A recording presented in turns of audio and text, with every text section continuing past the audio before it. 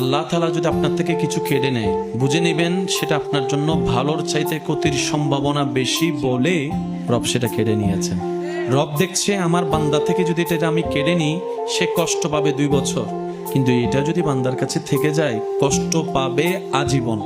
এমন মা বাবা কি আছে যে সন্তানের খুশিতে খুশি হতে পারে না? এমন মা বাবা তো নেই। তা আমরা মা বাবা যারা আছে, সন্তানের মা বাবা, এই সন্তানের মা বাবারা সব সময় চেষ্টা করে সন্তানের ইচ্ছাগুলো পূরণ করার জন্য।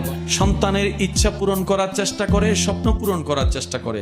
কিন্তু ক্লাস 4 এর সন্তান যদি বলে বাবা আমাকে একটা আইফোন দাও, দিবে?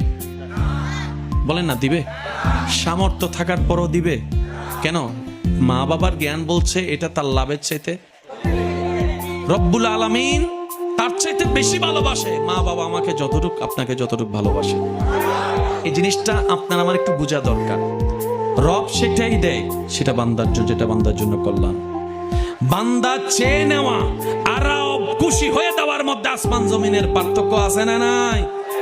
কারণ আপনি আমি ভালো মনে করে অনেক সময় 1 নম্বরের জায়গায় 2 নম্বর নিয়ে আসি, আর রব যখন খুশি হয়ে যাচাই করে দিবে তখন সেটা 2 নম্বর হওয়ার সুযোগ নাই। এই জায়গায় আমাদেরকে একটু ধৈর্য ধরতে হবে।